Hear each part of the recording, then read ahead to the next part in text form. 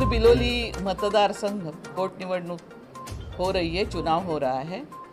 वहाँ वंचित बहुजन आघाड़ी ताकत से लड़ने वाली है और 1-2 दिन के बाद उम्मीदवार घोषित करेंगे। यहाँ पर बहुत दिन से इस मतदार संघ की इस चुनाव के लिए हमारी तैयारियां हो रही हैं।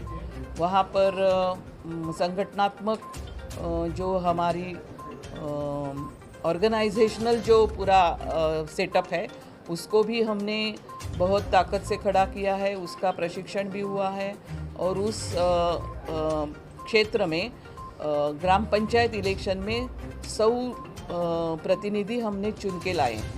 3 ग्राम पंचायत हमारे पूरी तरीके से कब्जे में है और वहाँ हमारी ऐसी ताकत हमने निर्माण की है कि इस चुनाव में हम बहुत बड़ी ताकत से ये चुनाव लड़ने वाले हैं।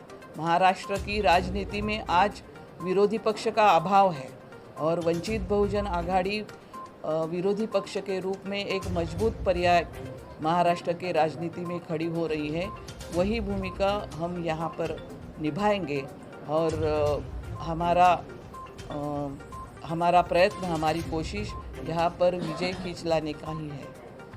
कांग्रेस राष्ट्रवादी के समर्थन से महाविकास आघाड़ी की शिवसेना के उम्मीदवार भाजपा की तरफ से खड़े रह रहे हैं, तो लोगों को अब ये बात जाननी पड़ेगी कि जो शिवसेना के कट्टर शिवसैनिक सुभाष साहब ने कल तक सेक्युलर महाविकास आघाड़ी के निष्ठावंत थे, रातों रात वो भाजपा से खड़े रहे हैं और महाविकास आघाड़ी के ही लोगों ने उनको भाजपा में भेजकर खड़ा किया हुआ है।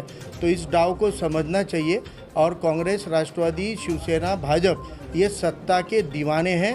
ये एक ही सिक्के के 2 पहलू हैं और इस वक्त अगर भाजपा को रोकना है, अगर इस वक्त कम्युनल ताकतों को रोकना है तो तमाम सेक्युलर लोगों को वंचित बहुजन आघाड़ी के साथ में खड़ा होना पड़ेगा। वरना जब रिज़ल्ट आएंगे और अगर सब सेक्युलर जहन के लोग वंचित के साथ अगर खड़े नहीं होंगे तो यकीनन फिर भाजपा जीतेगी।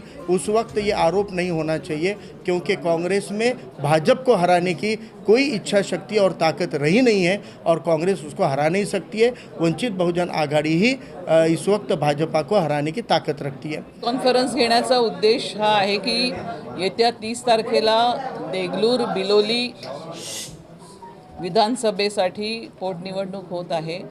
ही निवडणूक वंचित बहुजन आघाडी ताकदीने लढणार आहे हे जाहीर करण्यासाठी आज या ठिकाणी प्रेस कॉन्फरन्स होत आहे।